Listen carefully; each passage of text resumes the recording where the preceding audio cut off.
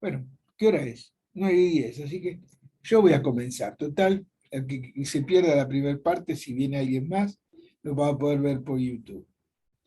Este, bueno, sin quererlo, lo que me llevó a ese al tema de lo que vamos a tratar hoy.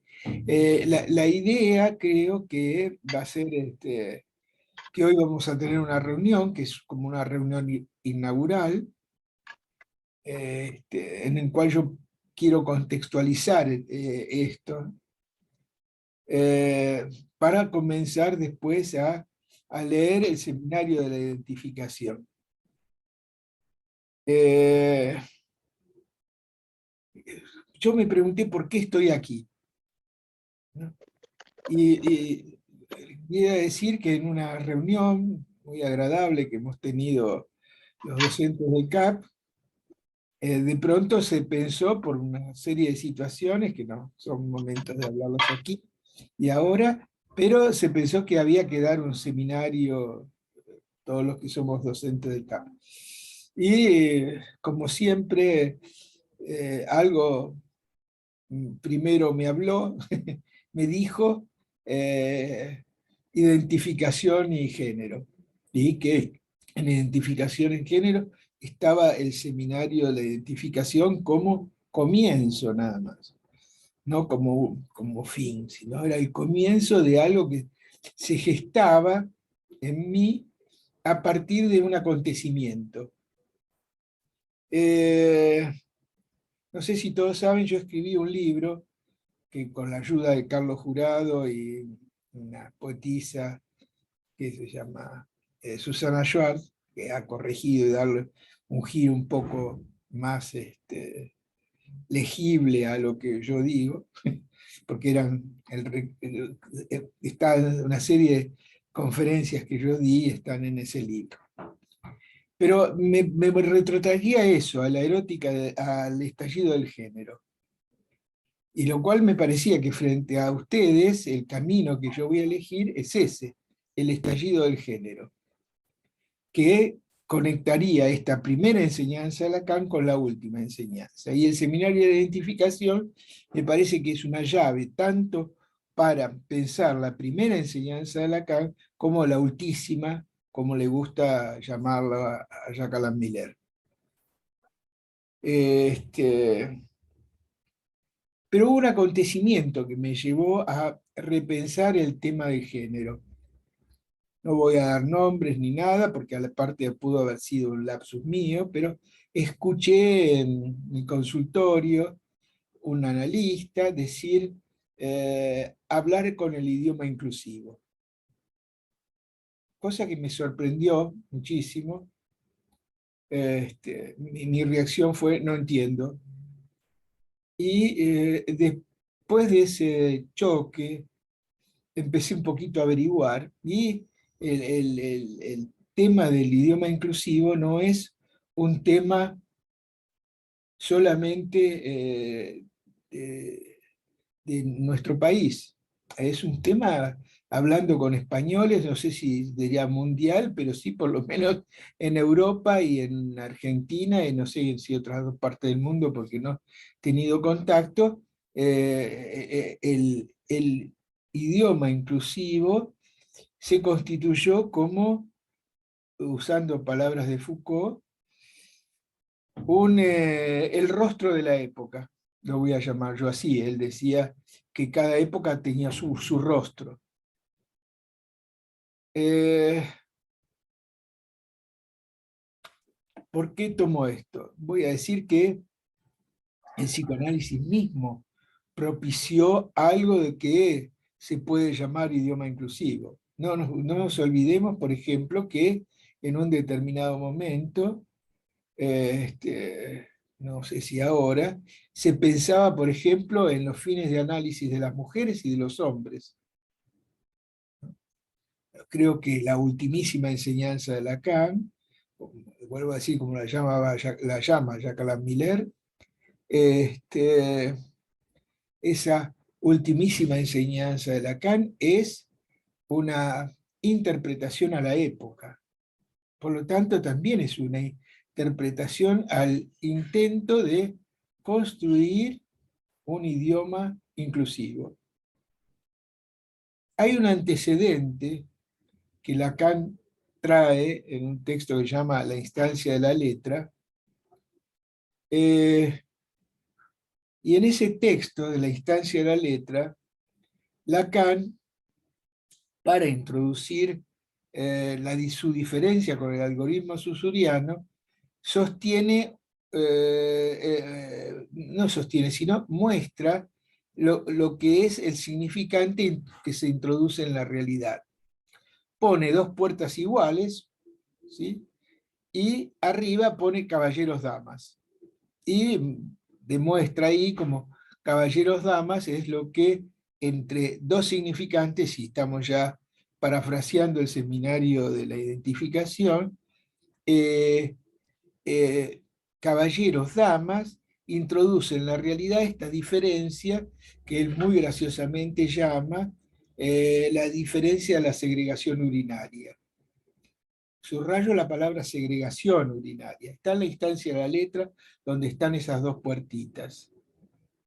Segregación urinaria, entonces, es justamente ya la separación de dos universos, el masculino y el femenino, ¿no?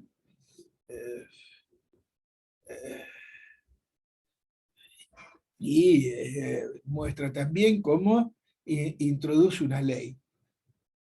Por lo menos la ley de cada uno sabía dónde gramear. Digo sabía porque a partir del idioma inclusivo se pierde esa ley, ¿no? Ahora los baños, y creo que en muchos lugares ya es así, son mixtos, ¿no?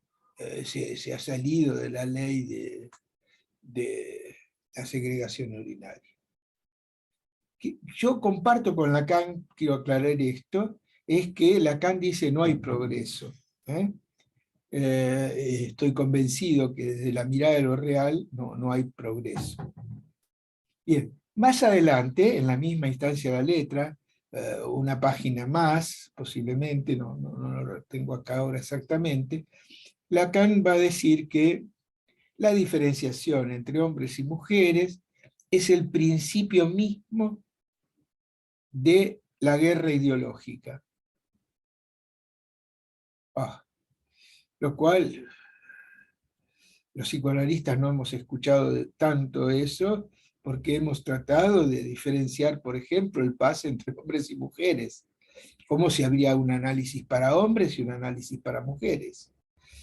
Digo esto porque me parece que esto fue empujando a esta época a cometer el mismo error que cometió Stalin. ¿Qué tiene que ver Stalin en todo esto? Stalin, también en una cita a pie de página de la instancia de la letra lo retoma Lacan, y Stalin intentó utilizar un lenguaje que vamos a llamarlo, así no lo llamaba Stalin, lo estoy llamando yo, un lenguaje inclusivo.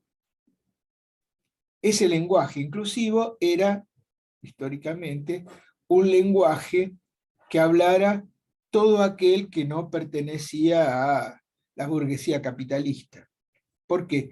Porque Stalin pensó que el lenguaje era ideológico y que como el lenguaje era ideológico, entonces había que cambiarlo porque un hombre nuevo, un hombre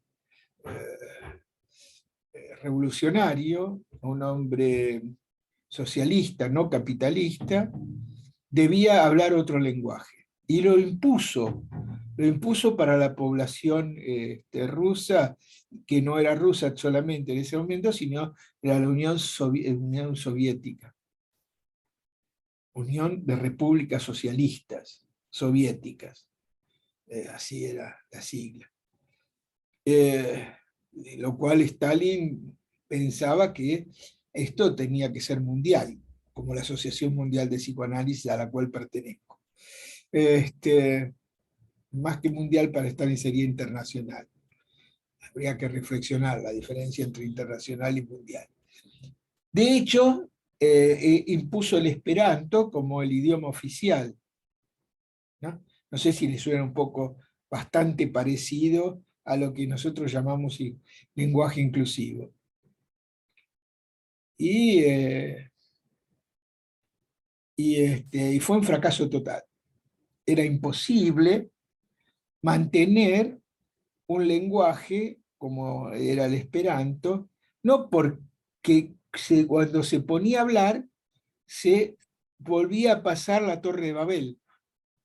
¿Saben? El mito de la Torre de Babel, que Dios castigó al hombre con la multiplicidad de lenguas porque pretendió ser Dios, o sea, alcanzar a Dios con esa famosa torre, que hay un cuadro que mi hijo Guido Matusevich, que está ahí, tiene atrás de él, que es de Bruegel, que se llama La Torre de Babel. Hermoso cuadro, que traten de verlo si pueden en Google, o si tienen la suerte de ir a Holanda, lo van a ver en el Museo de Rotterdam. Lo que le hizo desistir a Stalin de tener un lenguaje inclusivo para todos aquellos que fuesen socialistas, ¿no? Y entonces decidió que el lenguaje, como la economía, ¿sabe? Stalin era marxista. El marxismo pensaba construir una sociedad a partir de terminar con la plusvalía, y que la plusvalía era la diferencia de lo que es muy sencillo esto, ¿no?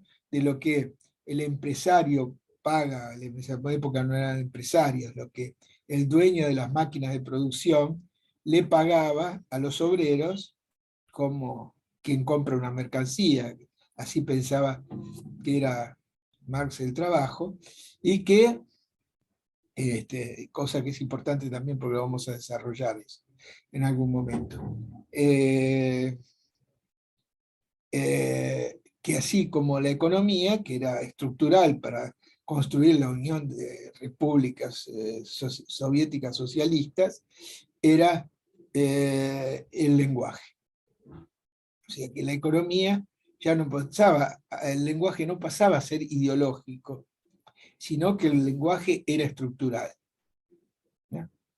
Es interesante esto de pensar, porque si el lenguaje no es estructural, no podríamos entender entonces el valor que tiene para Lacan la definición de inconsciente, diciendo que el inconsciente está estructurado como un lenguaje. Por eso es muy importante que los psicoanalistas, desde nuestro lugar, y no desde un lugar político o ideológico, sino desde el lugar del saber psicoanalítico, tomemos entonces, no partido, sino nos esclarezcamos en qué significa hablar un lenguaje inclusivo y los efectos que eso puede tener. De hecho, ustedes saben que las madres son dos, que se consideran las madres del feminismo, son la esposa de Sartre, Simone de Beauvoir, y Butler, que es una mujer, una trayectoria intelectual muy importante.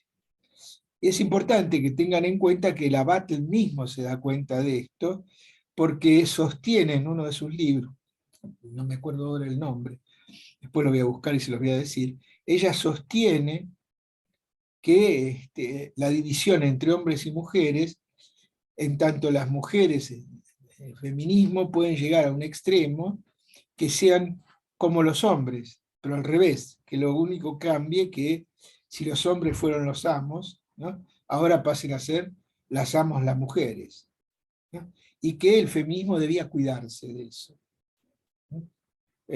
Cuidarse de caer en este extremo que Lacan sitúa como la guerra ideológica, que comienza con la diferenciación de hombres y mujeres. Es así que yo no, preferiría que en vez de llamarse feminismo, se llamase la reivindicación de los derechos de las mujeres, cosa que apoyo totalmente, ¿no?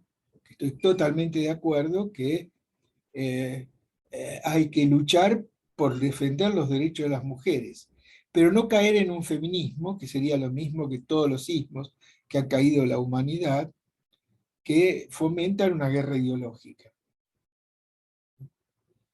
Es ahí donde yo pienso que la última enseñanza de Lacan es el estallido del género. Pero me parece que para llegar a eso hay que dar ciertos pasos para encontrarnos con lo que Jacques Miller llamó las leyes del lenguaje. Y eso comienza justamente, perdón, no las leyes, la lógica del significante. Las leyes son de la palabra y la lógica es del significante. En la instancia de la letra uno puede decir que comienza en ese seminario lo que Lacan llamó y que Miller hizo de eso un emblema para trabajar, que es la lógica del significante. No un emblema para trabajar, una, ¿cómo podría decir? Algo que tenga que ver con una división, ¿no? Eh, en la obra de Lacan. Esa división significa un cambio, un revés, pero revés no como fracaso, sino un envés, como la cinta de Moebius, ¿eh? Que tiene una sola cara, pero a su vez, si uno es lo suficientemente pequeño y camina sobre ella, siempre da esa sensación que hay otra cara. ¿Eh? Y eso es lo que hace Lacan pasando de las leyes de la palabra a las leyes del significante. Eh, la metodología que les voy a proponer de trabajo y que borra, me parece, esa metodología a que esto se convierta en que hay un sujeto supuesto al saber que va a transmitirles a ustedes el saber que él posee. En realidad me gustaría, por eso pongo la lectura, que vamos a hacer todos y aquí, de ese seminario de la identificación, que hagamos algo que significa más bien que compartamos la alegría de Lacan, el goce de Lacan, cada vez que da un seminario. Y que eso podía sacar para cada uno de nosotros algo que tenga que ver directamente con nuestra experiencia como analistas. Creo que el seminario este de Lacan justamente es quizá el primero porque toma todos los temas de la topología y propone una crítica a la estética trascendental de Kant. Esto lo digo, pero lo vamos a ir viendo y demostrando en la lectura, no en mis palabras, sino en la lectura. Va a permitir, quizás, eso yo espero, que algo de la experiencia de cada uno de nosotros eh, pueda, podamos dar cuenta de esa experiencia de una forma que permita que el psicoanálisis se sostenga en la época. Creo que este paso es muy importante que lo demos porque el psicoanálisis está seriamente cuestionado por la época, ¿no? Es la época donde el confort, el placer está ante todo, ¿no? Y de pronto lo inútil, Lacan definía así el goce como lo inútil, o sea que la experiencia analítica podríamos decir que es inútil en ese sentido en relación a la época, ¿eh? Tan inútil como es el cuadro que está atrás de Guido sobre la Torre de Babel, o cualquier muestra de arte que ustedes quieran, también es inútil. aunque el mercado la haya absorbido y haya hecho algo como un valor. Pero por suerte todavía hay ciertos museos donde todos pueden ir a verla y no son de nadie. Pero el arte, la poesía, la música, la pintura, la escultura, toda manifestación artística o artesanal tiene algo de lo que nosotros llamamos lo inútil, que es el goce. En tanto, lo que está revalorizado en esta época es el saber universitario, ¿no? El todo saber, ¿no? Y creo que la idea de este seminario es ir en contra de justamente de eso. Pese a que si tenemos que contextualizar este seminario, estoy convencido de que en el seminario anterior, Lacan había encontrado un enigma del saber que no correspondía ya al saber universitario. Ustedes saben que Lacan dice que Platón descubrió la transferencia antes que Freud. Lo dice en el seminario este de la identificación. Y, porque está esto en las primeras páginas, lo saca de el banquete de Platón, en la última escena del banquete de Platón, donde eh, donde Alcibíades aparece irrumpiendo en la escena de donde se estaba hablando del amor. Y Alcibíades, que entra ahí y cambia todo, pueden leerlo en el capítulo del seminario de la transferencia, y lo que ahí aparece es que de pronto Alcibíades muestra que el amor se ama a quien se le supone saber.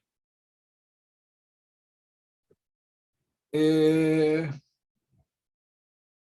parece que es un paso trascendental. Y a partir de ese amor es que a quien se le supone saber, que es Alcibíades, a Sócrates, es muy gracioso si uno sigue en las vidas paralelas de Plutarco, es Guido, ¿no? Sí, las vidas paralelas de Plutarco sigue la historia de Alcibíades, ¿no? Era un bon vivant, como se llamaba en mi época, ¿no? Alcibíades.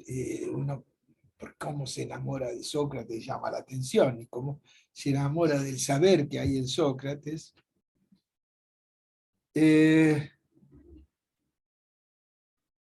Me parece que ahí se junta el punto donde dice que Sócrates es el primero en descubrir la transferencia porque es el primero en interpretar. En la escena van a ver que Alcibíades declara todo su amor a Sócrates, y Sócrates dice, no es conmigo, es con Agatón. Agatón es un personaje muy importante que había dado un premio por sus comedias,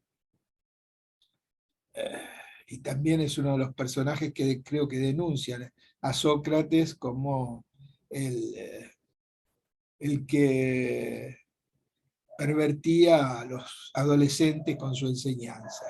Es por eso que le terminan dando la cicuta y él la toma y se muere. Es un punto importante, no estoy saliendo de la primera clase del seminario de la identificación, simplemente para dar unas bases que no están dadas por nada más que por lo siguiente, lo que yo estoy diciendo ahora. Voy a decirles que yo soy un joven de 77 años. Me considero quizá más joven a mis 77 años que cuando tenía 50 o 40. ¿Por qué? Porque siento el entusiasmo. Y creo que la juventud es nada más que eso. Se puede ser viejo siendo joven y se puede ser joven siendo viejo.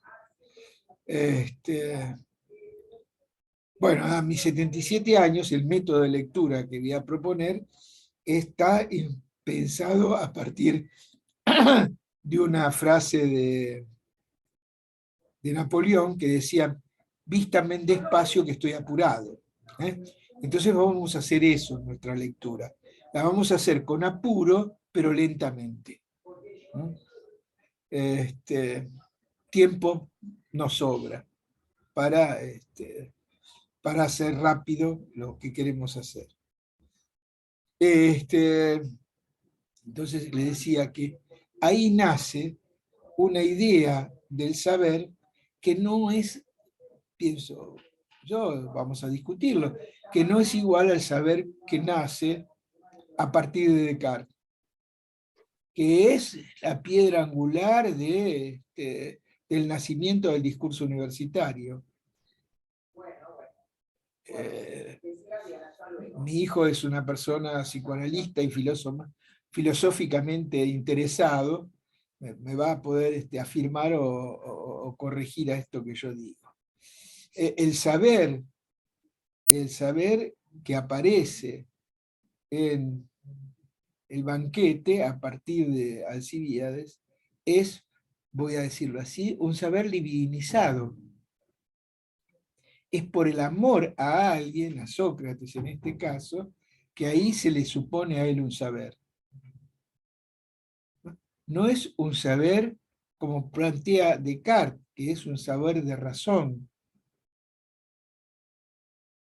¿Sí? No es el saber en tanto saber matemático, por ejemplo.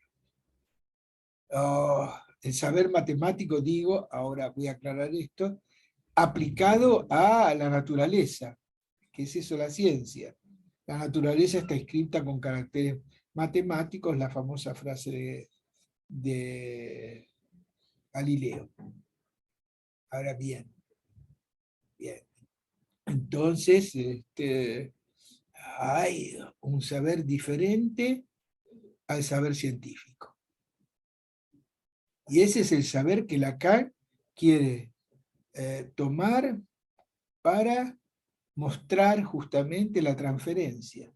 Y, ¿cierto? No es tan fácil.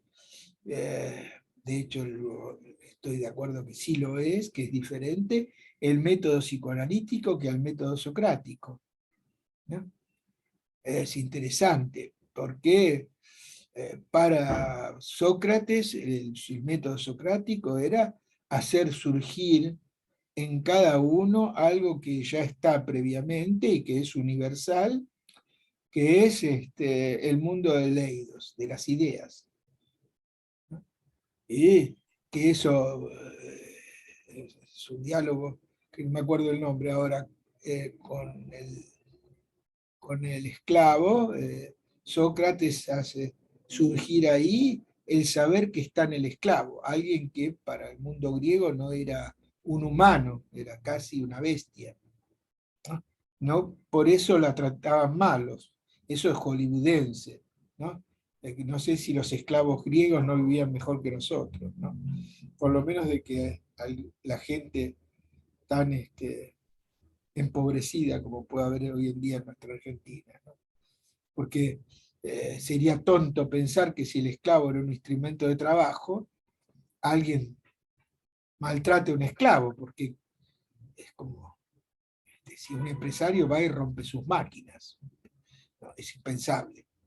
Hay muchos trabajos en relación a esto, ¿no? A desmistificar el lugar del esclavo en el mundo griego, como lo presenta, ¿no? La filosofía, la literatura de Espartaco, por ejemplo, ¿no?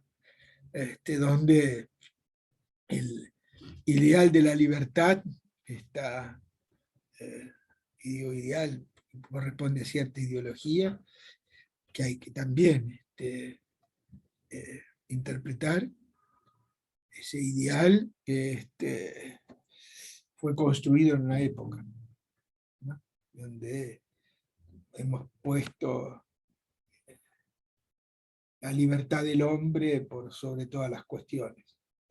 Y el primer Lacan y Freud lo que demuestran que no hay tan libertad, que eh, estamos, no sé si determinados por un lenguaje y que esa determinación es singular a partir de el inconsciente, ¿no? Y que tiene que ver con el inconsciente estructurado como un lenguaje. En eso creo que nos separamos del mundo de las eidos, me parece que es el mundo de los ideales, este, y por otro lado que el método socrático presupone un saber universal, un saber para todos. Por eso toma lo del esclavo. En cambio, el psicoanálisis, si va a haber un saber, es un saber agujereado, que no es un saber universal, sino que hay una cuestión, vamos a llamarlo saber, aunque yo creo que cabe mejor el nombre de modo de goce, singular para cada uno. Que no haya un universal nos quita para los psicoanalistas y nos pone en la vereda de tener que desmitificar cualquier ideal y cualquier ismos, sea el que sea, no importa cuál, se sostiene justamente en un para todos.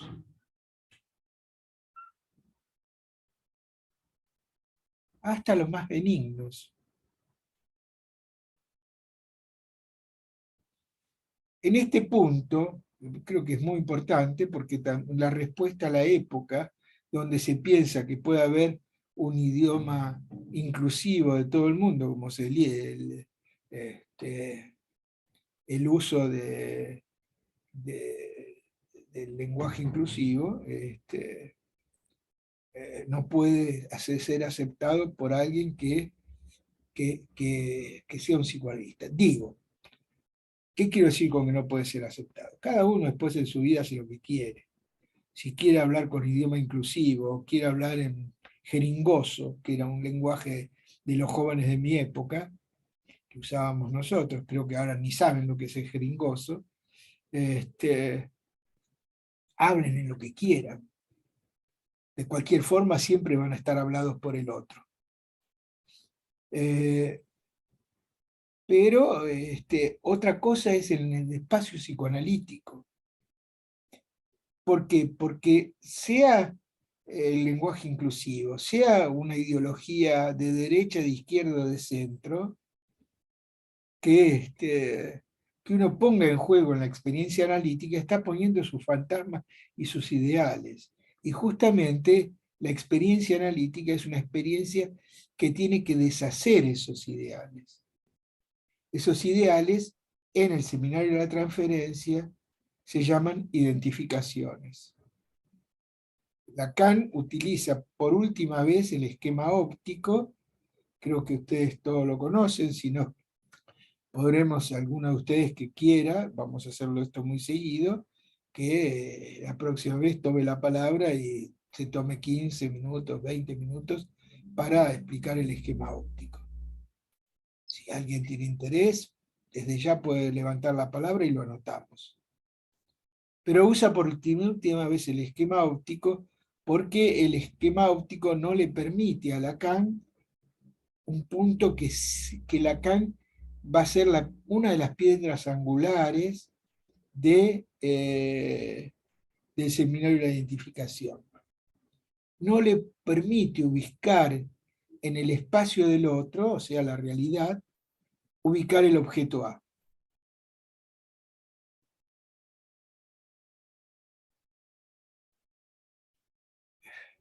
¿Qué quiero decir con ubicar el objeto A? Es que lo real en el esquema óptico queda absolutamente excluido del espacio del otro, que como le voy a pedir a Guido que nos hable de Descartes, el espacio del otro es la extensión cartesiana. Y entonces, en la extensión cartesiana, o sea, en el espacio que nosotros construimos con la visión, cuando miramos, ahí no hay lugar para un objeto que no sea imaginario.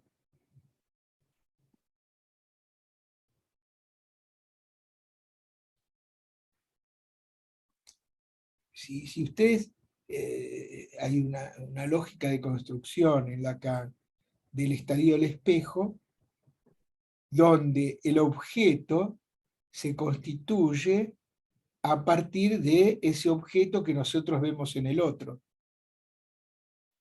Es lo que Lacan en el estadio del espejo llama el transitivismo infantil. El transitivismo infantil es en la experiencia cotidiana, sobre todo los que trabajan con niños, sin diferenciación de género todavía en esa época, el nene siempre quiere el objeto que tiene el otro. Y uno, a veces como padre, trata de calmarlos, entonces convence al hermano de darle al hermanito el juguete con que está jugando, y no bien tiene ese juguete, vuelve a querer el objeto que tiene en el otro. Que aparece, ¿no? El otro. Siempre queremos lo que está en ese espacio que es el espacio especular, que es el otro. Y ahí Lacan ya tiene la definición primera del deseo como el deseo es el deseo del otro. Fórmula que extrae de Hegel. Siempre queremos lo que nos aparece en el espacio del otro. Sería claro que pulsionalmente podríamos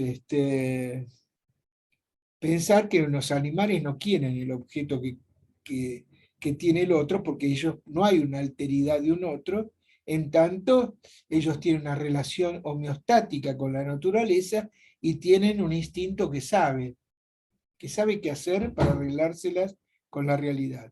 Los hombres no tenemos eso, y eso es el gran descubrimiento de Lacan en el estadio del espejo. Ahora, Lacan se da cuenta que si el deseo es el deseo del otro, con minúsculas, del otro, quedaríamos siempre en lo que él llamaba el tiempo imaginario, que es de la anticipación a la insuficiencia, ¿no? Y entonces, ahí sostiene de que es necesario que haya un otro, con mayúscula, dice él, que convalide, ¿no?, esa experiencia libidinal que el chico tiene con su propia imagen. Y ahí entonces aparece esta imagen de una alteridad absoluta, que es el otro con mayúscula. Principio, ley de las palabras, se dan cuenta que hace falta una ley para terminar de decir, bueno, chicos, déjense de joder, juegue cada uno con lo que tiene, ¿no? Ahí está la introducción de la alteridad, ¿no? En ese juego especular del transitivismo, es la función paterna poner un límite, ¿no? Y que cada uno se la arregle con lo que tiene. Lacan va a situar, a partir del seminario 3, en ese lugar del otro y de la ley, al otro con mayúsculas, ¿no? Y ahí, sobre todo influenciado por función y campo, la palabra hasta ahí, a partir del seminario 3 cambia. El otro es el otro justamente de la ley. También es el otro de la palabra que hace acto, porque es cierto que el objeto imaginario es necesario que lo simbólico lo borre para que pueda funcionar la ley. Cada uno con lo suyo ya significa una ley, pero también que el objeto no es el objeto imaginario, sino que es el objeto que crea la palabra. El punto, porque esto va a tener que en este camino que nos va a llevar al seminario de la identificación, Lacan en el seminario 3, como le decía, se produce un cambio. Y el cambio es que se encuentra con el texto de Jacobson y puede juntar Jacobson con Saussure y concluir con esto, que el inconsciente está estructurado como un lenguaje. ¿Qué quiere decir eso para Lacan?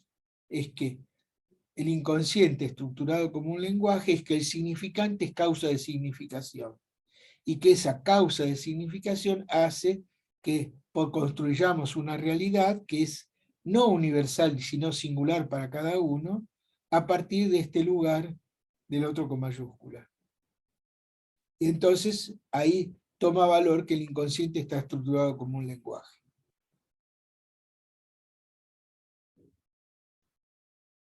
La torsión, para mi gusto, que nos va a llevar al seminario de la identificación, es un seminario clave de Lacan, que es el seminario 7.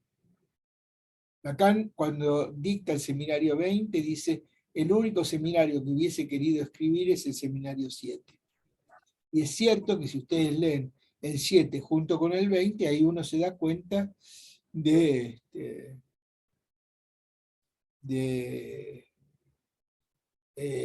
la importancia que tiene este seminario 7 y el cambio que Lacan empieza a construir para su ultimísima enseñanza.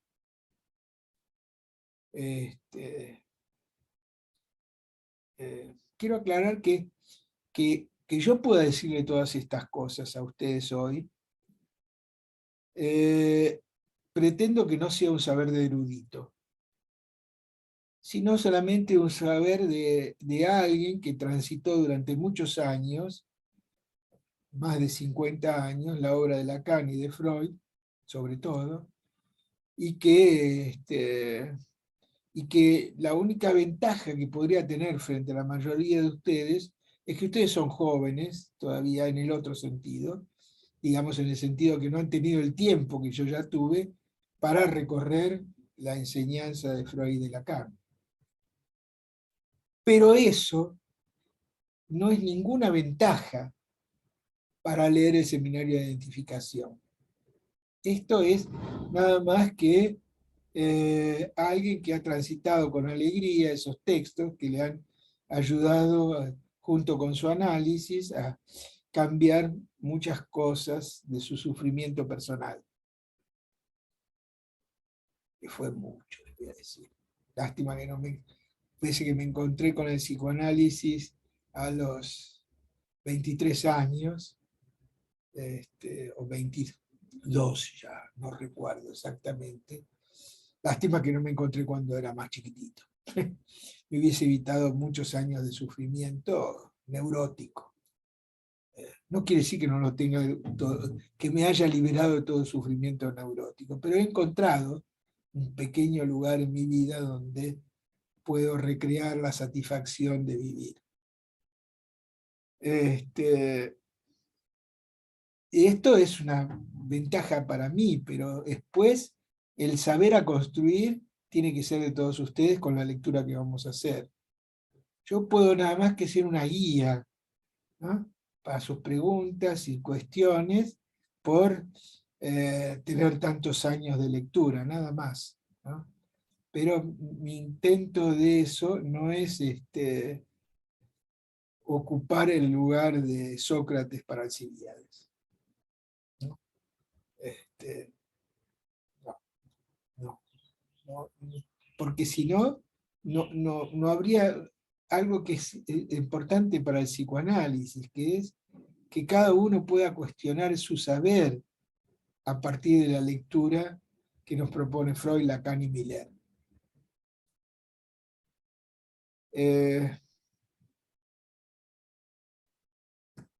El punto, entonces, donde dejaba que era el tema del seminario de la identificación como lugar de quiebre de pensamiento de Lacan, es porque Lacan, a poco de andar el seminario de la ética, va a decir, tomando a Hegel, que hay un saber en lo real. Ya no es el saber platónico en los ideales que hay que tomar, no, sino un saber en lo real. Esto va de la mano de la ciencia. Hay saber en lo real, hay saber en la naturaleza, como acercamiento a lo que es real. El real psicoanalítico no es el mismo real que el de la ciencia. Por lo menos creo que sí está expresado en el seminario de la ética. Se puede deducir. Entonces, lo real del seminario 7 es justamente lo que Lacan nos va a proponer para,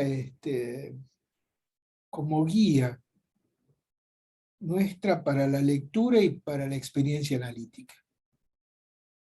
A partir del seminario de la ética uno puede decir que el psicoanálisis está orientado por lo real.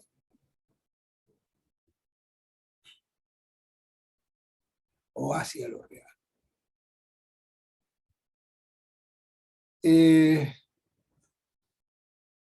Es un real muy particular el que descubre Lacan.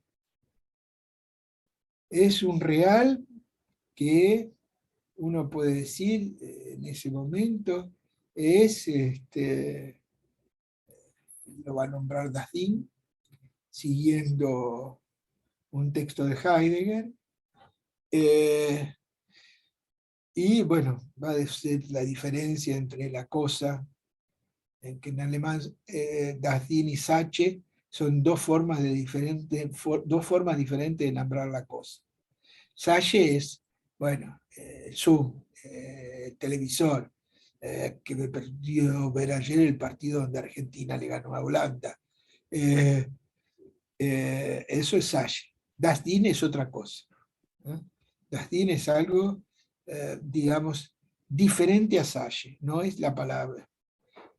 No es, perdón, la palabra, no es la cosa cotidiana, las cosas que nosotros nombramos para construir nuestro mundo.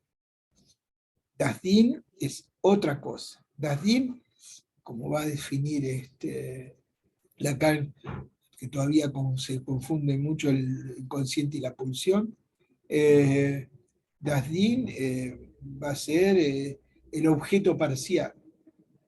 Das Ding en Freud sería el objeto irremediablemente perdido de una vez y para siempre, pero que el hombre busca a través del deseo inconsciente, como esa zanahoria que hace caminar al burro. ¿No? Eso es Salle, la zanahoria es Salle. Das Ding es ese objeto inalcanzable. Uno casi podría decir que Lacan encuentra a Das Ding leyendo a Hamlet. ¿No? Lean, si ustedes pueden, que les va a venir muy bien, los últimos capítulos del Seminario del Deseo y su interpretación, donde Lacan hace un análisis magistral de Hamlet. Después de eso, si no le gusta la literatura clásica, les va a fascinar ir a ver, por lo menos a Hamlet, aunque sea en YouTube, o en la película, que no es tan buena. La mejor es la primera de Laurence Olivier, pero no es de la época, les va a causar gracia más que ver sentido trágico. Pero la de, ¿cómo llama este carilindo de Hollywood que hizo Hamlet? ¿Alguien se acuerda? Mel Gibson. Sí, sí, el de Corazón Valiente también es. Mel Gibson, ¿no? Hizo Hamlet. También con eso, pero si ven leen a Lacan primero, van a ver que Lacan pone un acento en algo que no sé si alguien puso antes que él, y que tiene que ver con el objeto perdido, ¿no? Hamlet puede asumir su deseo, que es trágico, a partir del encuentro con la muerte de su amor, que es Ofelia, que se mata, y entonces él, en la tumba de Ofelia y en esa oscuridad, encuentra el Das Ding, ese objeto que le permite, ¿no? Estar a la altura de su acto. Bueno, es ahí donde Lacan se da cuenta de lo real y se pregunta que si en el psicoanálisis no tiene que haber un lugar en la extensión para encontrar lo real, entonces es falso que lo real esté estructurado, ¿sí? Como un saber, que hay, mejor dicho, que hay saber en lo real.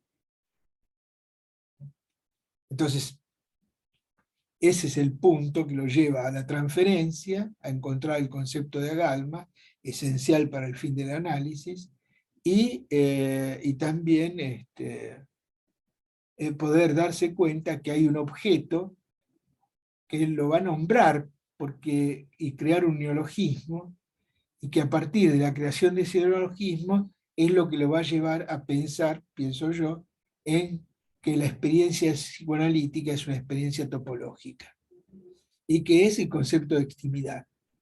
Lo éxtimo, que es Das Ding, porque es como lo familiar en Freud, es lo más íntimo pero lo más externo.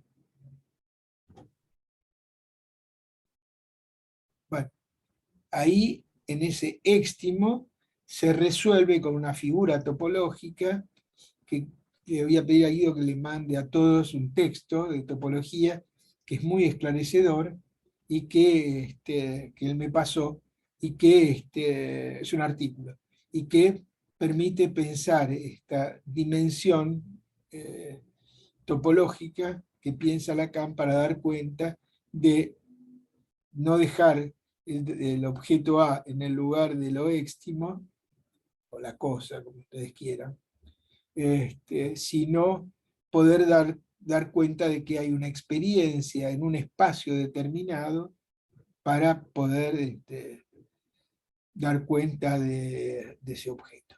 Hay que hacer un pequeño paso.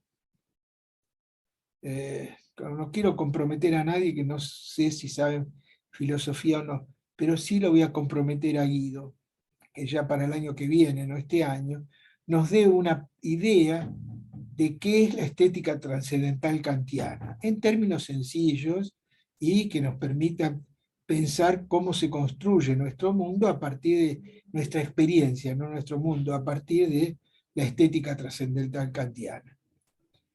Porque lo que plantea Lacan fuertemente, y que es por eso introduce la topología, que él intenta para el psicoanálisis construir una estética trascendental que no sea kantiana. Eh, Este es un punto muy importante. Y es por eso que Lacan, van a ver que casi en todos los seminarios que sigue, algo de topología siempre habla, y que después introduce algo que yo no sé si llamar topológico o no, pero que es el anudamiento del nudo borromeo, ¿no? Que vuelve a él a insistir en esto, que sustituye a la estética trascendental kantiana. La estética trascendental kantiana tiene un nombre muy rimbombante, poco los filósofos son así rimbombantes, porque no tiene una experiencia como tenemos los psicoanalistas, pero simplemente es cuáles son las condiciones primeras para la posibilidad de que haya una experiencia, ¿no? Por eso es importante, porque la posición del analista y el analizante es la experiencia psicoanalítica. Bueno, este es un punto que va a estar en el seminario de identificación al final, casi, pero que justifica, ¿no? el porqué del seminario de identificación. Esta es una de las cuestiones que son para mí centrales en el seminario de identificación. Vamos a ver si para ustedes también hay otras, ¿eh? Que inclusive estoy seguro que con sus comentarios y sus intervenciones me van a enriquecer a mí, ¿eh? Sobre la lectura de este seminario. La otra, que también me parece muy importante, que creo que están unidas, es que la lógica del significante da cuenta de que es un sujeto para la experiencia analítica. Y este también me parece un punto central, porque cuando hablamos, generalmente, se nos desliza la palabra sujeto en el sentido lacaniano con la de individuo o yo. Por eso defendemos la subjetividad con dientes y a las trompadas si es necesario, ¿no? Y no podemos pensar que, bueno, la subjetividad también es una ficción, como cualquier otra, ¿no? Como una película, digamos, que vemos. Y este punto es un punto muy difícil, porque es el punto que justamente hace obstáculo a poder pasar a la ultimísima enseñanza de Lacan. Y ahí vamos a tener que recorrer Descartes, y en el lugar de donde Lacan detiene el pensamiento cartesiano para construir lo que él llama el sujeto del inconsciente.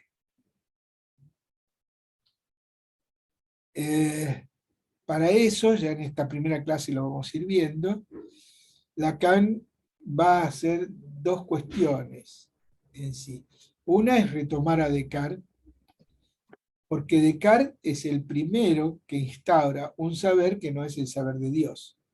Segundo, porque Descartes introduce la noción de sujeto. No había, el único sujeto, a ver qué decís vos, Guido, en esto, si el único sujeto que había como sujeto del saber antes de Descartes era Dios. Pero de partir de Descartes hay un sujeto capaz de conocer. Por eso la teoría del conocimiento nace con Descartes, ¿eh? Y es la piedra angular que permite el discurso universitario. Entonces, para de Descartes empieza a haber un saber que es propio del hombre, del sujeto que piensa. Ahí empieza a haber este paralelo y esta diferencia que tenemos que construir entre el sujeto que piensa como lo pensaba Descartes y el sujeto que piensa el psicoanálisis. Porque no se olvide que Freud dice algo que es una locura. Es una locura para cualquier teoría del conocimiento, que es que el sujeto, que el pensamiento es inconsciente. Descentra Freud el pensamiento de la conciencia, algo que todavía, ¿no?, en la vida cotidiana nos cuesta mucho trabajo eh, cuestionar, porque si me preguntan rápidamente, género e identificación, ¿quién lo puso? Bueno, lo puse yo. Y ahí hay una trampa, porque yo lo puse sin pensar. Tan punto que lo puse sin pensar, que pensé que había puesto como título género y identificación. Y después, cuando pensé en mi lapsus, después me di cuenta que no hubo lapsus, que lo llamé identificación y género, que me parece que entonces me tranquilicé porque me parece que ese título tiene una lógica. Pero fue a posteriori, ¿no? A posteriori de que puse el título, quiere decir que tengo que decir que identificación y género es un título que me embaucó, en el sentido de Lacan, ¿no?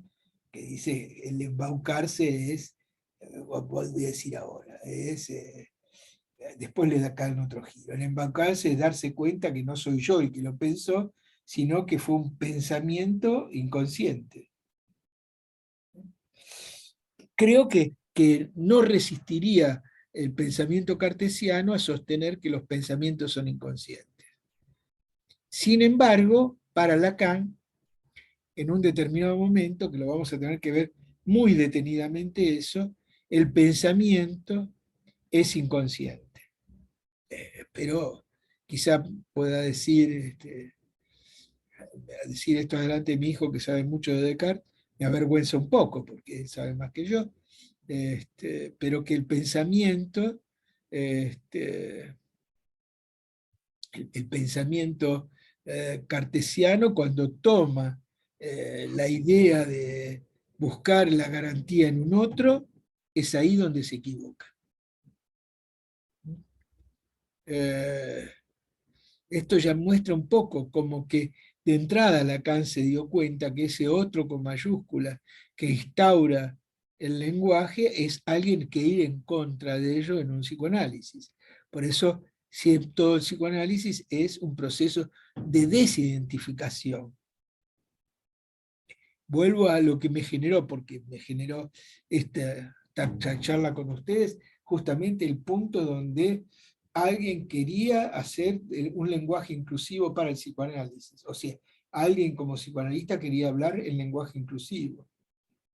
Y justamente el psicoanálisis va en contra de cualquier inclusión de uno en el lenguaje, porque el lenguaje es un para todos.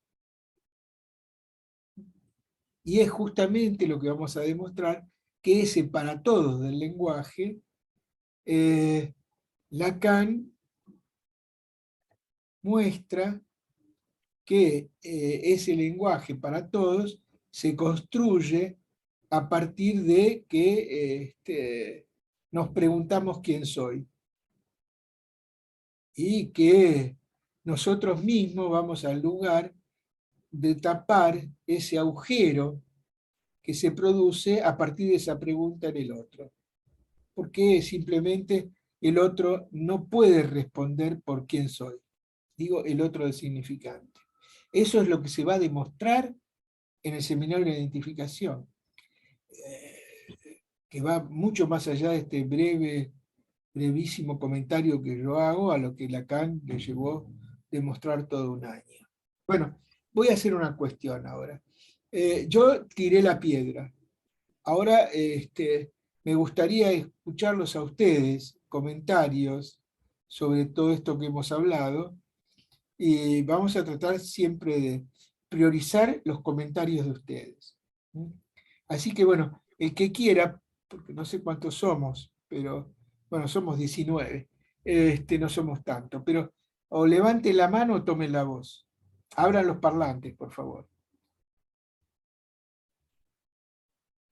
Los escucho.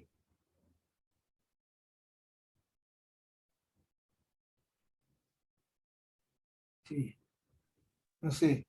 Nuestra amiga de Nicochea se desmutió. ¿Tenés algo para decir? Creo que estaba desmuteada desde hoy, no me di cuenta, pero muchas cosas he estado pensando Sí, y tratando de... Uno siempre relaciona con la clínica, porque es claro, lo que uno, seguro. más allá de que la parte teórica es muy interesante, que uno siempre aprende, una vuelta más que uno le da a cada cosa y uno va escuchando y entendiendo un montón de cosas que a veces quedan como sueltas en el tintero y que uno las va comprendiendo con el tiempo. Bien, ¿y hay algún otro comentario?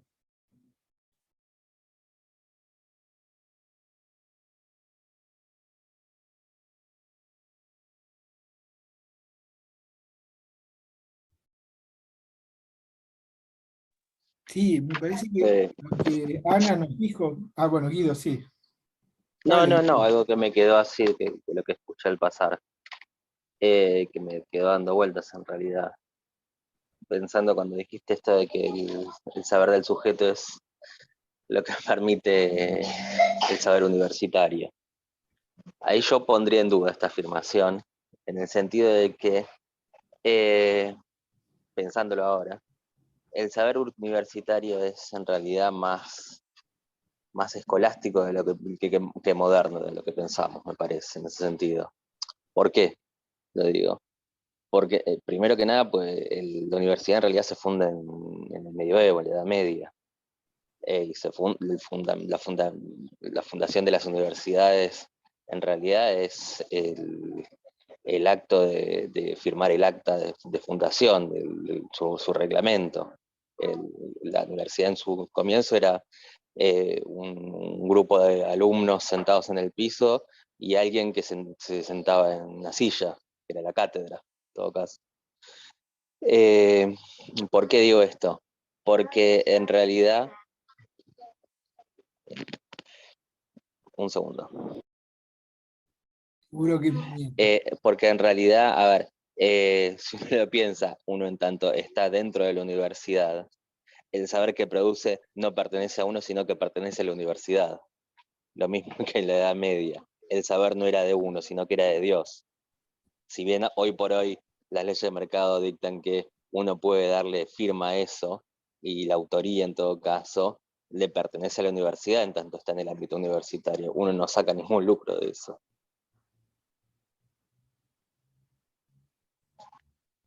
Perdón, solo ese comentario al pasar.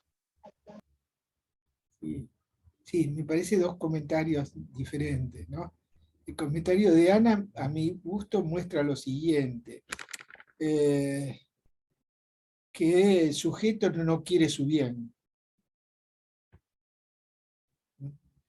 El sujeto neurótico. No sé si podremos salir de la neurosis en un punto, pero justamente el seminario de la ética nos muestra que la ética del psicoanálisis no es la ética del bien. Lo que mostraría eso es la experiencia analítica, que lo que debería guiarnos en lo que Ana dijo, pero hay que encontrar, obviamente, como Ana mostró muy bien su singularidad, es que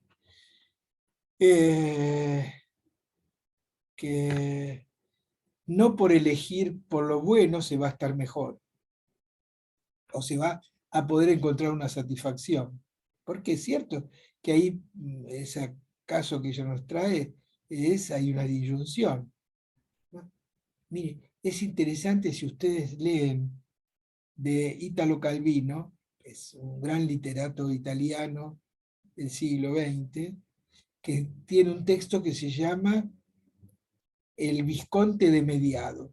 Como ha muerto en el año pasado, en el siglo XX, murió Italo Calvino, su obra se lanzó nuevamente y se encuentra. En una época era imposible encontrar El Visconte de Mediado. Les recomiendo toda la obra de Calvino, pero esta viene muy bien para esto. El Visconte de Mediano es la historia de un visconte que una bala lo parte por la mitad, pero lo parte también que separa su parte buena de su parte mala, ¿no? Y Italo Calvino demuestra, en una historia cómica en realidad, es cómico, no es trágico Italo Calvino, cómo para el pueblo donde vivía el visconte era tan insoportable la parte buena como la mala, ¿no? O sea, ¿qué hace un psicoanalista? No podríamos pensar que sería mejor que se quede con el amor que la trata bien, y no con el amor que la trata mal, que la hace sufrir. No es esa la posición del analista, porque tanto que la trate bien como la trate mal son ideales. De lo que se trata es de encontrar que esta mujer encuentre, digamos, a ver si con palabras lacanianas, que el amor es contingente, dice Lacan, y su drama es que quiere ser necesario. Eso se acercaría a esto. ¿Cómo demostrarle a una persona que el amor es contingente, es producto de un encuentro, y cuando quiere ser necesario o permanecer para siempre, es ahí el drama del amor, ¿no? Lacan pone un título a eso: no hay relación sexual. Y estos son, el psicoanálisis pone en este punto que en última instancia ambos dos se sostienen un fantasma que hay que desanudar para que ella encuentre su propio modo de gozar. Diva fue la cuestión. ¿No será que esta mujer quiere ser ella una comerciante exitosa y que lo pone eso en el campo del otro? Digo, imaginariamente, ¿no? No sé, dejo esto abierto a la discusión. En relación a lo que decía Guido, este, ¿qué es lo que dije que te llevó a pensar eso, Guido? No, precisamente, a ver, el dilema que efectivamente con Descartes el sujeto se vuelve, digamos, si viene instaurando al otro, pero no hay otro sin sujeto, no hay sujeto sin otro, ni otro sin sujeto en todo caso, que se vuelve una fuente de conocimiento, en todo Sí. caso, de un saber. Quiero decir, el saber universitario no es distinto. Sí, en esta dinámica, pero me refiero a que el sujeto sigue siendo un agente de ese saber, en todo caso, nada más. Sí. En el sentido de que en el saber escolástico, el saber es siempre de Dios, en todo caso, es que efectivamente uno era hablado por el otro, lo que uno sabía, en todo caso. Y lo que sabía, iba en contra del dogma, era la herejía. Es decir, yo soy el que Vos sé. decís, para la escolástica, que sabés mucho más que yo, porque sé, porque es mi hijo, sé lo que ha transcurrido, has sido un enamorado de Bañavaca, ¿no? Mañana, Sí, que es una erudita en la escolástica, es una gran filósofa casi mundial sobre pensamiento escolástico, y él ha sido uno de sus amores, ¿no? En sentido socrático del amor, ¿no? Se supone que se sabe, ¿no? Bien, con lo cual no puedo discutir con vos lo que es la escolástica. Pero me parece que la diferencia con Descartes y con la escolástica misma para el psicoanálisis es que en realidad el sujeto es solamente una suposición. Yo sé que Sí, vos me vas a contar, me vas a decir, la escolástica pensaba también en supositio, ¿no? Que es, de donde Lacan saca el concepto de suposición, ¿no? Pero me parece que por eso yo decía de tensión, detenía el pensamiento cartesiano ahí donde Descartes, no me quiero adelantar a eso, pero donde Descartes introducía la temporalidad. ¿Cuánto tiempo es introducir la temporalidad? ¿Cuánto tiempo soy aquel que piensa? ¿No? Ahora, me parece que vos dijiste algo que hay que sostener una diferencia, por lo menos en esta primera enseñanza.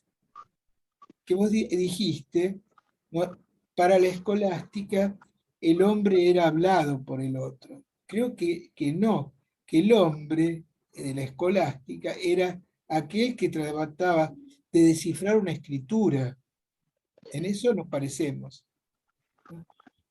No, no era el hablado, pero bueno, esto ya tiene más que ver con la última enseñanza. En esta es cierto que el sujeto es aquel que habla, ¿no? Pero no en el sentido del que enuncia, sino en el sentido de la enunciación, cosa que ya está en la primera clase. Pero me parece ahí que hay esa diferencia que hay que sostener con la escolástica, y en Descartes en relación cuando Descartes introduce al otro.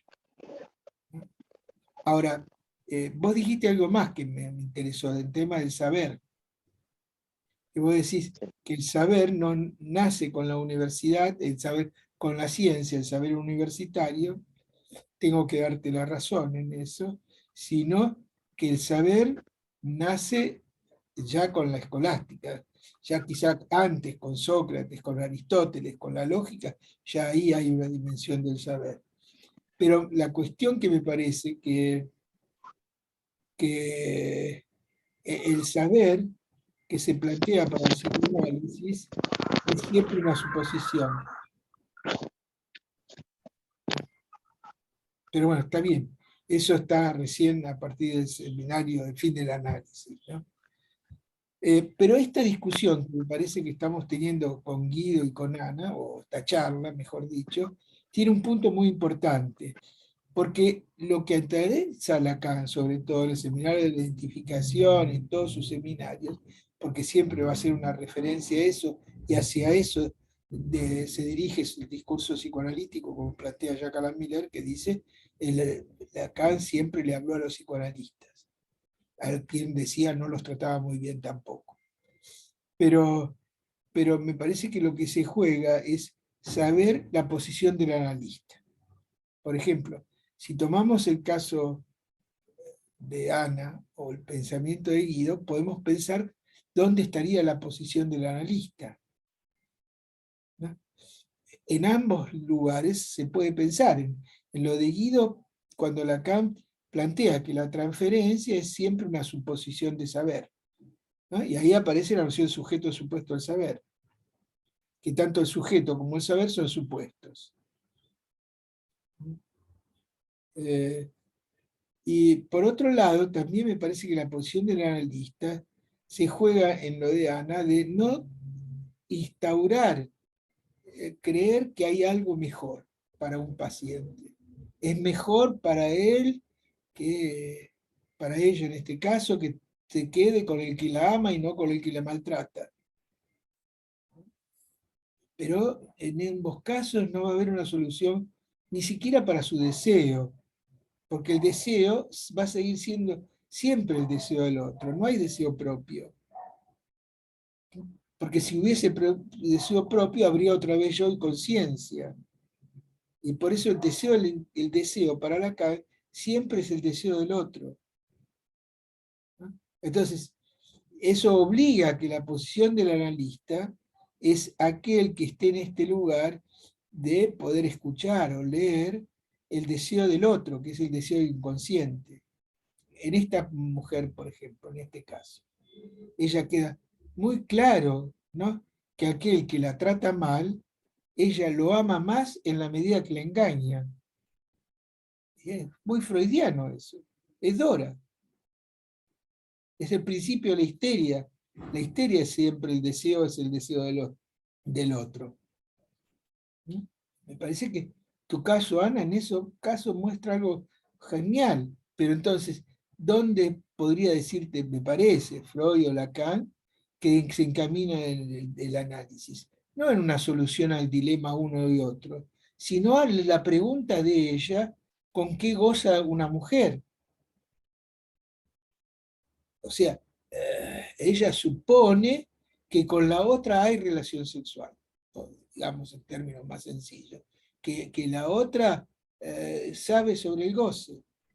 Y esto la sitúa en su insatisfacción, que no se va a resolver por quién elija un amor o el otro. En última instancia, sabemos que el amor es importante cuando los cantan los poetas, pero cuando uno lo vive, uno se da cuenta que, bueno, las cosas no se arreglan con el amor, ¿no? Eso es lo que quiere decir no hay relación sexual también, ¿no? ¿Qué quiere decir? No hay relación entre dos. Ahora, mi pregunta a Guido, ¿sí? En realidad me hace una buena corrección, Guido, porque es cierto, el discurso universitario no necesitó del discurso científico para construirse como tal. Totalmente de acuerdo. Pero la pregunta, porque hace la posición del analista que le hago, y después le paso la palabra a Marina, es si para la escolástica, o para el dios cartesiano, que también es el dios de la escolástica, porque él recurre a las pruebas de la existencia de Dios para dar cuenta de este otro que él necesita para confirmarse la posibilidad de conocimiento, puede en algunos de esos lugares pensar que hay un saber agujereado.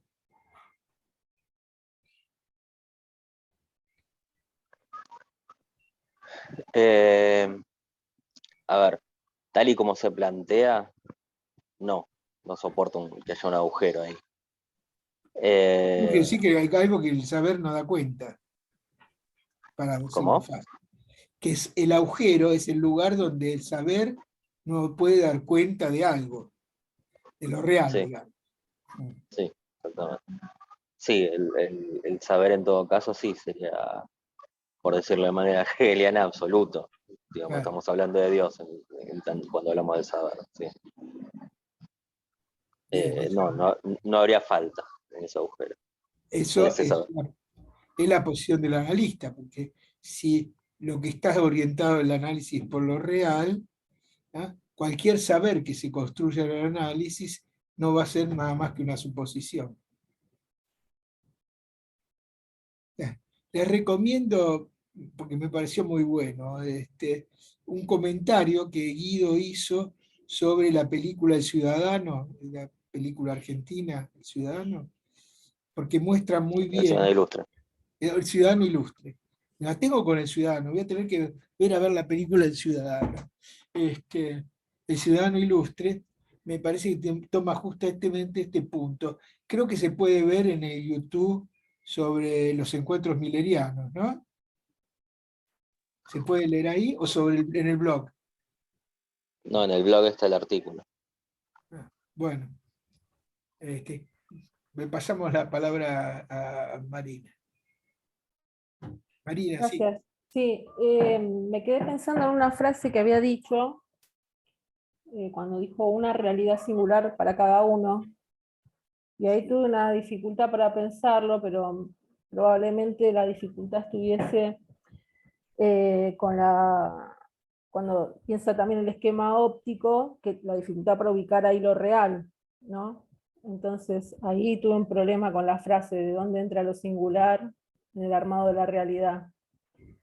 Y después la otra cuestión, con relación a Das Ding, que a veces tengo alguna dificultad para diferenciarlo, bueno, no como, o sea, ahí estaría de la mano de lo imposible, o sea, dentro de la ley, no sé si estoy bien orientada, y después para diferenciarlo de lo que queda como resto de la operación simbólica, ¿no? O sea, la conceptualización del objeto ahí como resto de la operación simbólica, y diferenciarlo de Das Ding. O sea, ahí tengo una dificultad también. No sé si por ahí cuando vayamos trabajando lo voy a poder despejar o no.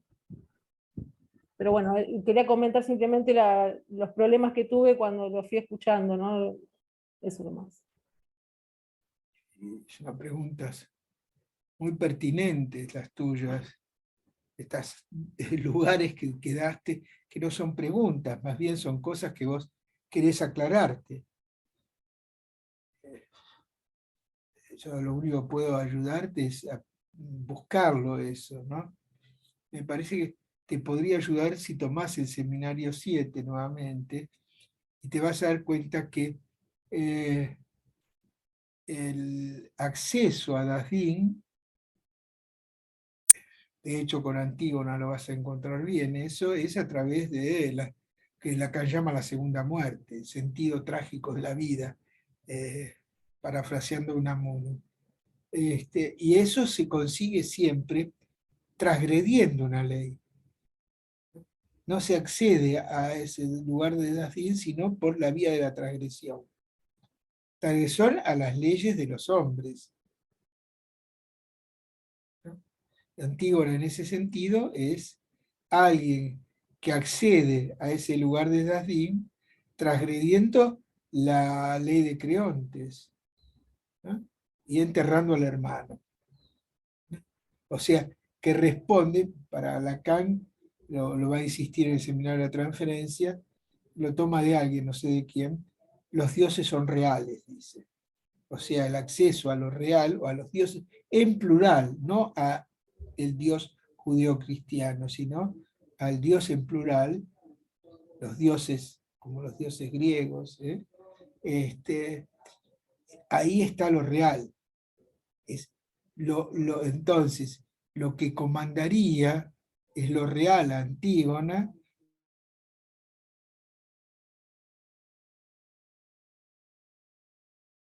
¿Se me congeló a mí sola o...? ¿Se congeló? Sí, Ahí ahora donde Ahí viste retomó, listo. reconectó Sí, te Lito. congeló. Ah, y fue en 2 segundos igual nada más. nada más. La otra cuestión es que no es lo mismo la realidad que lo real. Hay que sostener esta diferencia. En Antígona se ve bien, ella construye su mundo, que es ese amor al hermano y el entierro y todo lo demás, a partir de la ley de los dioses, o sea, de lo real. Esa es la realidad. Realidad incomprensible para todos, porque tanto para Creontes,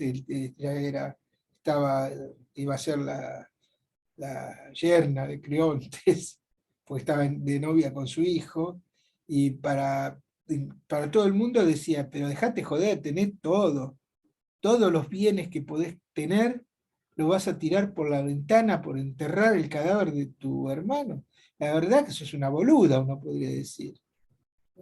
¿Qué te impulsa a hacer algo que está en contra de los bienes de todo el mundo? En ningún punto todos somos Antígona. En eso se constituye que la realidad es singular y de cada uno. Por eso Lacan, avanzando en su enseñanza, va a decir que la realidad es fantasmática, lo real no. Creo que si vos querés avanzar en ese punto, en Lacan hay una llamada en el pie de página que te puede servir para avanzar en este punto, que es cuando él introduce el esquema R para todo tratamiento posible, hace una llamada a pie de página, haciendo una referencia al seminario de identificación. Se congeló, ¿no? Hola, ¿no? El seminario de identificación, donde él puede ahí mostrar por qué la realidad es fantasmática. Y entonces, si es fantasma, el fantasma de cada uno. No hay fantasmas compartidos, ¿no? Que el deseo que anima al otro, como deseo del otro, tampoco es universal. es, pues, así, en los avatares de la vida de cada uno, se constituye ese otro como otro deseante.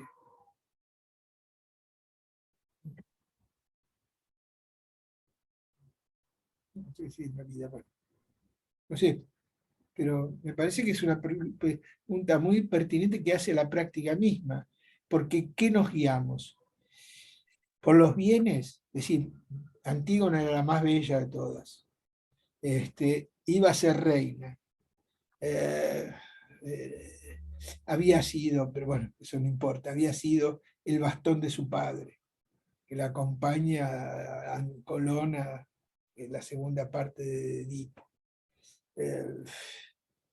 Bueno, tenía todos los atributos de la época, ¿no? Sin embargo, ella decide construir su realidad, que es ser alguien que transgride la ley de los hombres para enterrar al hermano. Pero listo, usted Y bien, cuando me dice la realidad misma es fantasmática, ahí en el Lacan fantasma, dice eso, Lacan dice, bueno, pero me refiero, está bien. sí. Después nosotros sabemos, porque lo estudiamos más adelante, que ahí en el mismo fantasma el objeto tampoco es real, es real Bueno, realmente. pero vayamos paso a paso. Ahora, Ok, en esta parte, estamos tratando de construir cómo Lacan llega a está bien, pensar el como lo fin del piensa en este análisis momento. a Está través bien, del fantasma. ok. Pero hay cierto que queda un plus, que cuando terminas esto, por ahí trabajamos el 20, para introducirnos en ese plus que hay que trabajar para estar a la época del rostro de la época. Está buena, perdón, la pregunta de Marina me parece que es precisamente el pasaje que intenta hacer Kant cuando plantea bueno, tú le haces la referencia a la estética trascendental, esto como el esfuerzo para explicar cómo una realidad puede ser compartida y salir del solipsismo, pero a costa de encubrir algo, en todo caso. No lo logra situar Kant de esta forma, pero bueno, estamos hablando de lo real, efectivamente, del goce. Digamos, poder salir del solipsismo, donde uno se encuentra simplemente con el otro, con Dios, a poder tener un lazo en la experiencia con el resto del mundo. Ese es el esfuerzo kantiano. Ahora bien, qué tan logradamente llega a cumplir eso, me parece parte de lo que vamos a trabajar al fin y al cabo, para poder llegar al fantasma, en todo caso. Bien, sí, sí.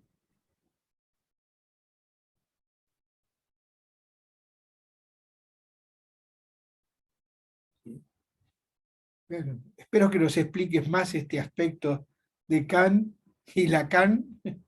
Hasta hay un libro, Lacan y Kant, o Kant con Lacan, o Lacan con Kant, no me acuerdo. Y que bueno, No, son dos. Uno es Kant con Sade y el otro es pues Lacan. ese es de Lacan, pero hay uno de Miller que es Kant con Lacan,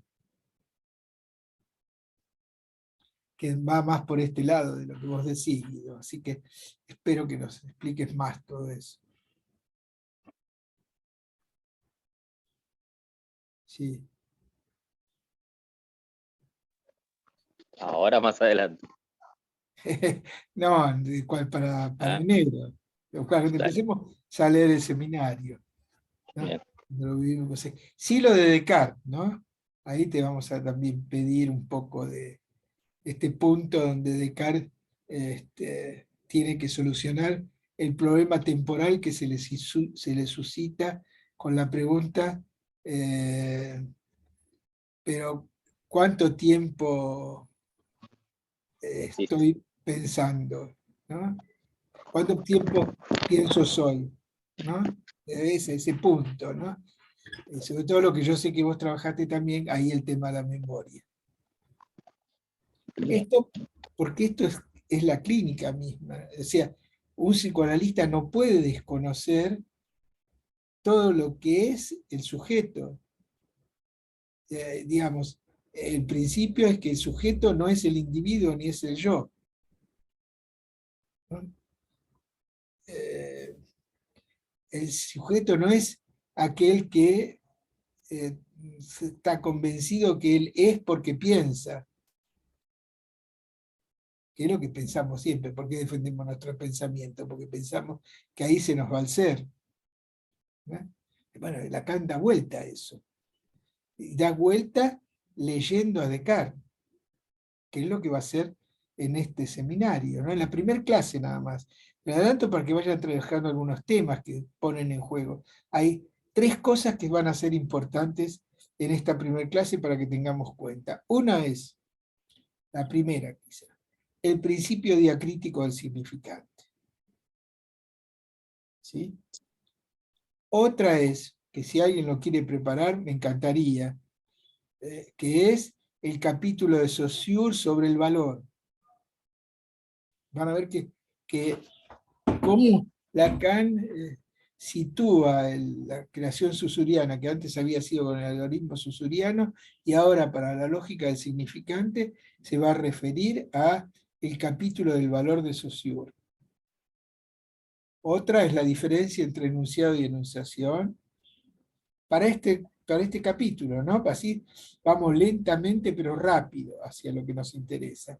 Y la otra cuestión es el tema que ya Descartes, que el pensamiento cartesiano, la constitución del sujeto tal como la plantea Lacan y al cual lo va a recrear Guido, hablándonos de Descartes. Digo, para hacerlo sencillo, ¿hay alguien que quiera preparar el capítulo de Saussure sobre el tema del valor? ¿Alguien se anima a levantar la mano?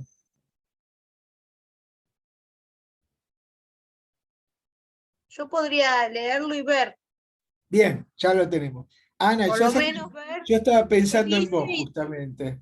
ver qué dice. Saussure me gustaba cuando estudié en Lo en leíste. la UBA Bueno, y tuvimos un montón de bueno, Saussure, pero no sé. te pedimos nada más que hagas un resumen, muestre para vos cuáles son las ideas esenciales de ese capítulo sobre el valor.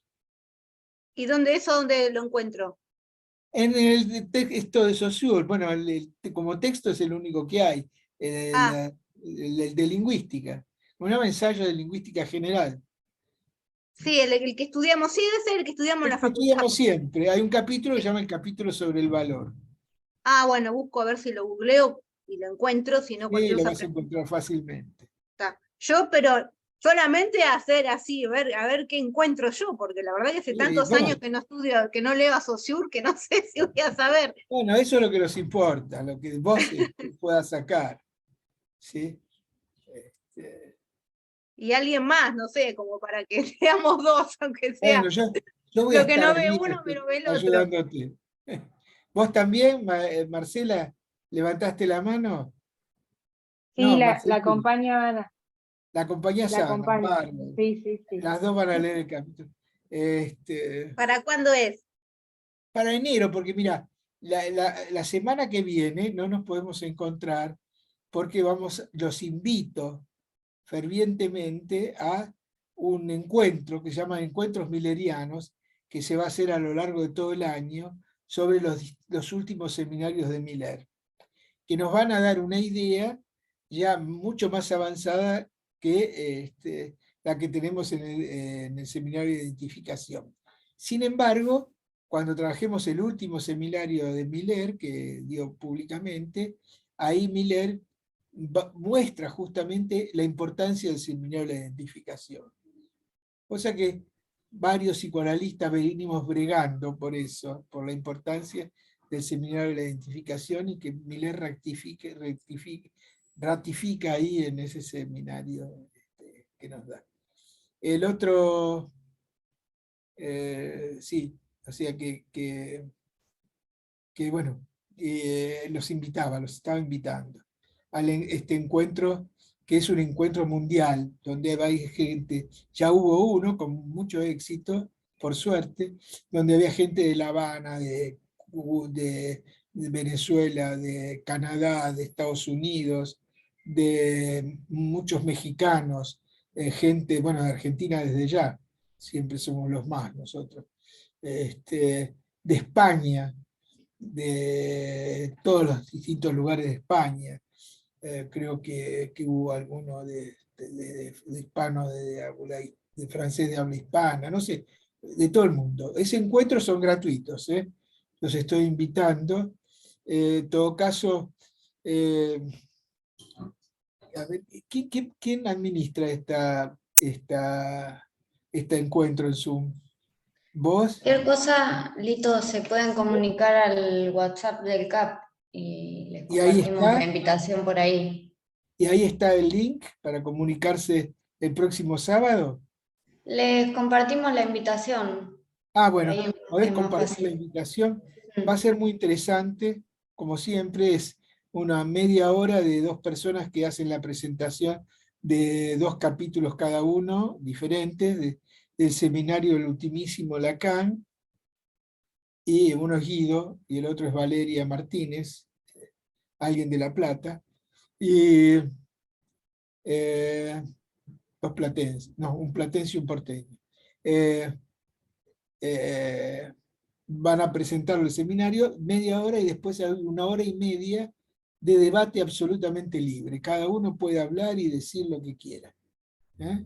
Así que fervientemente los invito, es gratuito, lo único que hay que levantarse temprano, el día sábado, porque es de... ¿Qué hora es, Guido? ¿Vos te acordás? ¿De qué hora a qué hora? Si mal no me acuerdo, era de 9:30 a 12 y de 1 a... Ay, ya no me acuerdo bien cómo era el corte, Bueno, igual pero creo que arrancaba a 9:30, la primera le parte. podemos mandar ¿cómo se llama? El flyer, ¿se llama? Flyer. ¿Está bien dicho, flyer? Sí, el flyer. Bueno, mandar el flyer a todos ustedes para que los que quieran puedan comunicarse. Arriba en el flyer está el link, que yo no lo encontré, me volví loco, pero está en el flyer el link. Y entonces el sábado que viene no nos podríamos reunir porque está esta actividad. Después, bueno, viene Navidad y Año Nuevo, con lo cual va a ser, voy a estar yo y otro más, si hacemos el próximo viernes, pero los convoco para enero. No sé qué fecha podemos de enero.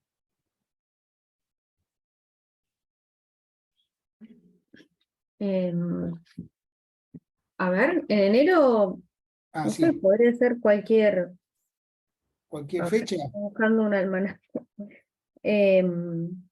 ¿A fines de enero le parece lindo? Pero ya que estamos más o menos en vacaciones, a mí, no sé, me parece, si podemos tener dos en enero, mejor, ¿no? Podría No ser sé si todos quieren, porque yo pongo cosas que por ahí, Sí, estaría bueno. Sí, yo estoy de acuerdo para estar dos enganchados en veces. algo así en Eh, enero, 2 pasa, sábados, aunque sea de enero. sí. pasa mejor las vacaciones uno, pero lo que pasa es que en La Plata se va todo el mundo, ¿viste? Eso es lo que tenemos. Sí, La Plata es una ciudad muy, muy, muy llamativa, parece una ciudad europea. En agosto en Madrid no encontrás a nadie. Sé esto porque tengo una hermana en Madrid, ¿eh?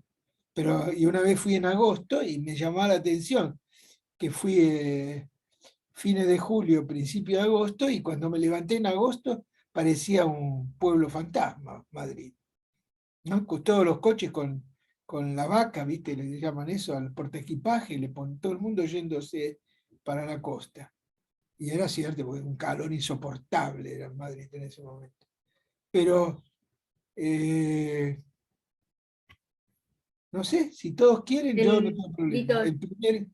El ¿le segundo, vamos a poner el parece segundo. el 8 podría ser y el 22? ¿Le Sí, parece? 8 y 22. El ¿Eh? 8 y el 22. Bueno, Domingo cae 8, ¿eh? Ay, perdón, me equivoqué. El 9 y el 23. 9 bueno, cae lunes. Ay, Dios, Lunes perdón. este, 7 y 21. 7. Si no tenés 7, claro, tenés 7 7 y Después 21. 7 y claro, 21. Gracias. Sí. porque el 31 es sábado. Sí, ahí Bueno. está. 7 y 21. Ya son casi las 11, ¿qué les parece si nos despedimos? Les mando un abrazo a todos y gracias por la concurrencia de Lito, perdón. todos. Los que, si alguien se quiere quedar, quiere información sobre la concurrencia, nos vamos a quedar conectadas con Martina, ¿sí? El resto, bueno, sí, los despedimos. Bueno, les mando un abrazo a todos. Gracias por Gracias, estar Lito. aquí. Chao, chao. Chao. Gracias. Hasta luego.